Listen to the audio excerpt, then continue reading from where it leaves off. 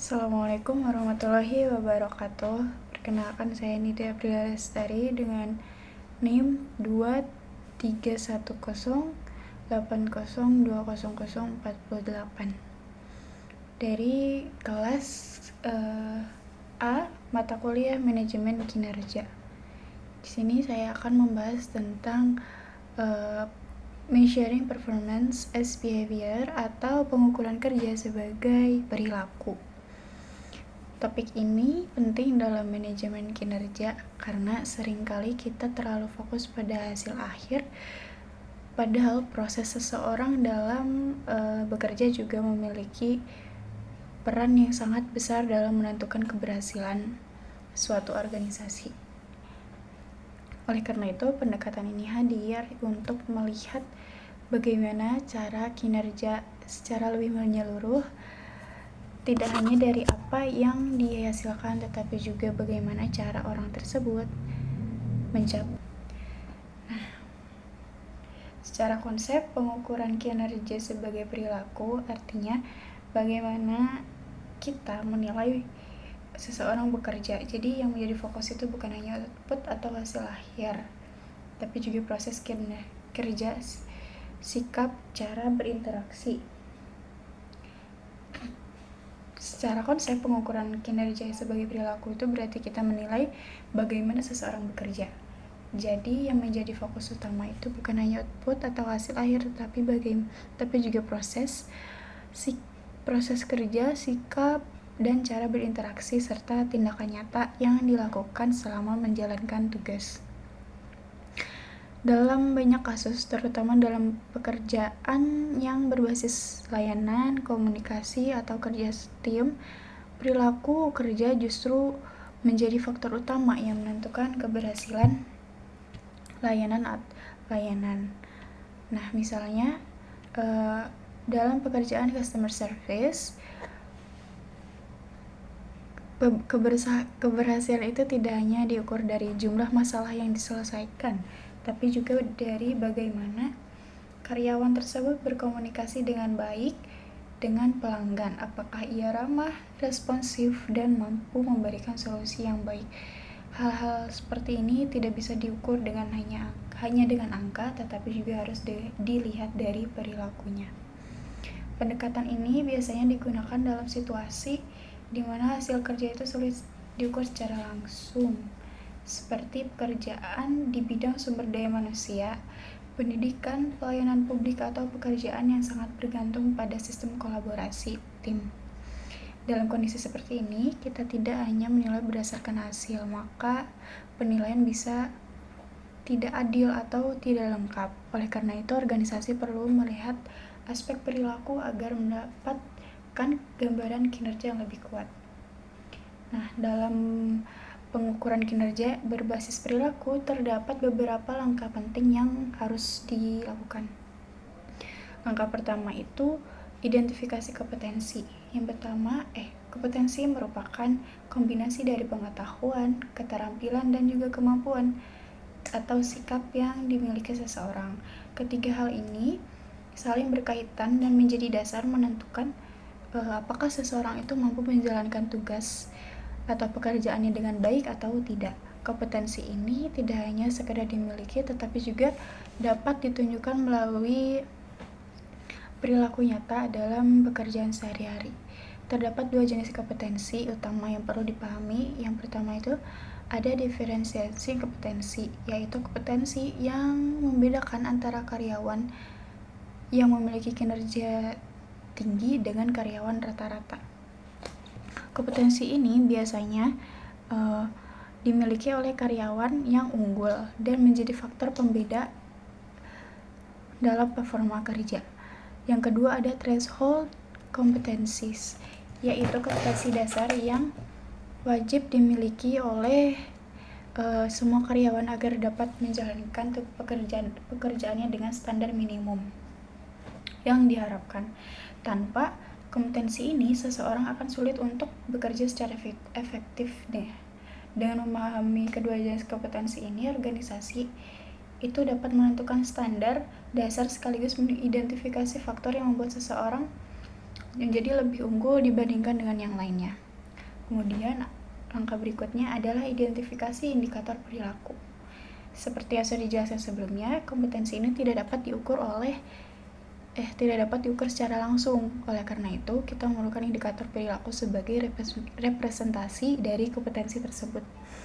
Indikator perilaku ini berupa tindakan nyata yang dapat diamati dalam aktivitas sehari-hari. Misalnya, untuk kompetensi komunikasi, indikator perilakunya itu dapat berupa kemampuan menyampaikan idenya dengan jelas, kemudian kemampuan mendengarkan orang lain, serta kemampuan menggunakan bahasa yang tepat dan sesuai dengan situasi.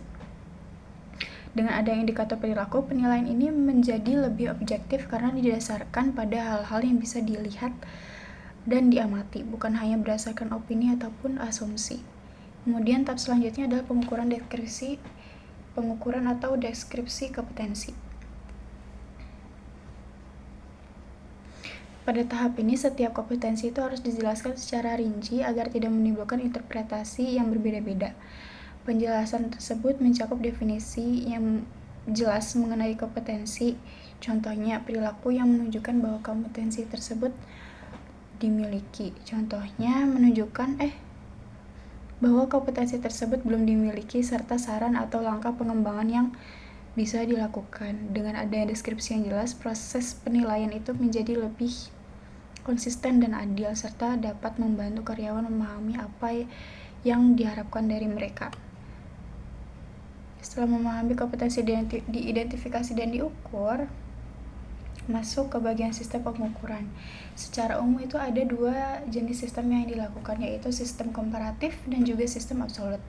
Kedua sistem ini memiliki cara kerja, kelebihan dan kekurangannya masing-masing, sehingga penggunaannya itu harus disesuaikan dengan kebutuhan organisasi tersebut. Pertama itu ada sistem komparatif. Adalah sistem yang menilai karyawan dengan cara membandingkan karyawan satu dengan yang lainnya. Dalam sistem ini, kinerja seseorang itu dinilai secara relatif terhadap karyawan lain, sehingga menghasilkan peringkat atau urutan. Ada beberapa metode dalam sistem ini. Yang pertama itu ada sistem simple rank order, yaitu mengurutkan karyawan dari yang terbaik hingga terendah. Kemudian ada alternation rank order, yaitu penilaian itu dilakukan dengan cara memilih karyawan terbaik dan juga kemudian karyawan yang terburuk. Lalu ada terbaik kedua dan juga terburuk kedua dan seterusnya. Kemudian ada pair comparison, yaitu membandingkan setiap karyawan dengan karyawan lainnya secara berpasangan. Selain itu terdapat juga relative percentile, yaitu menempatkan karyawan itu dalam skala 0 sampai 100.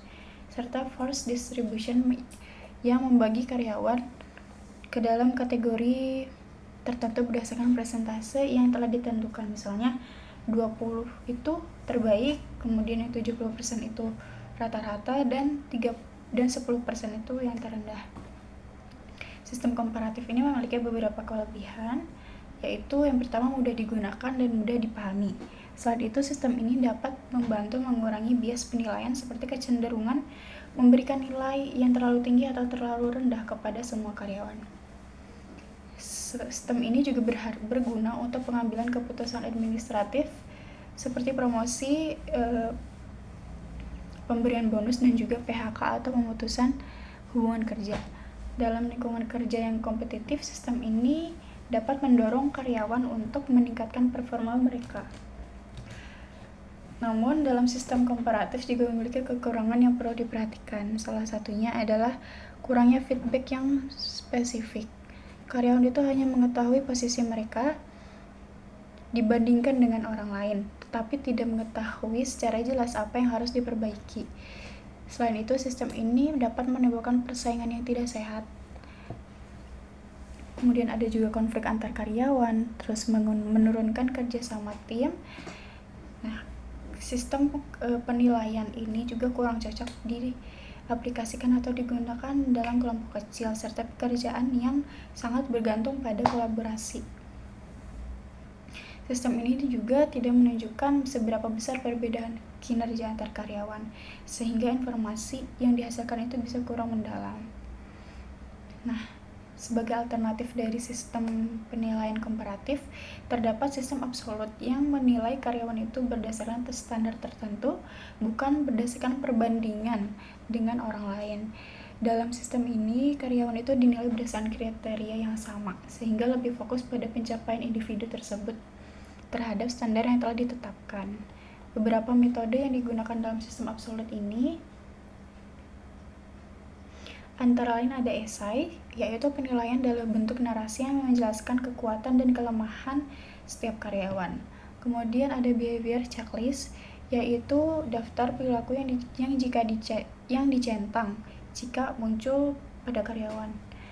Kemudian ada juga critical incidents, yaitu daftar perilaku yaitu pencatatan kejadian penting yang menunjukkan perilaku sangat baik atau sangat buruk. Selain itu, terdapat juga graphic rating scales, yaitu penilaian yang menggunakan skala tertentu yang dilengkapi dengan deskripsi perilaku pada setiap tingkatannya. Nah, sistem absolut ini memiliki kelebihan. Yang pertama itu ada memberikan feedback yang lebih detail dan mendalam. Dengan sistem ini, karyawan itu dapat mengetahui apa yang perlu diperbaiki gitu. Hal ini bermanfaat untuk pengembangan individu. Selain itu, sistem ini juga tidak menimbulkan persaingan yang berlebihan karena tidak ada perbandingan antar karyawan. Namun, sistem ini juga memiliki kekurangan seperti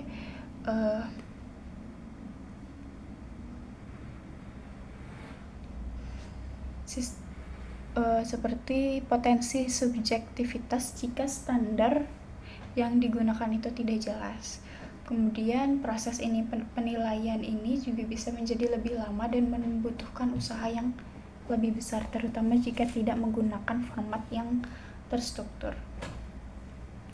Dapat disimpulkan dari materi ini bahwa pengukuran kinerja sebagai perilaku merupakan pendekatan yang sangat penting dalam manajemen kinerja modern. Pendekatan ini memungkinkan organisasi itu untuk menilai karyawan secara lebih komprehensif dengan memahami kompetensi, indikator perilaku, serta sistem penilaian yang tepat. Organisasi itu dapat menciptakan sistem evaluasi lebih adil, objektif, dan bermanfaat bagi pengembangan karyawan. Oleh karena itu, pemilihan metode yang tepat, baik komparatif maupun absolut, itu harus disesuaikan dengan kebutuhan dan karakteristik organisasinya agar hasilnya itu memberikan dampak yang optimal. Baik, sekian penjelasan atau video dari saya. Wassalamualaikum warahmatullahi wabarakatuh.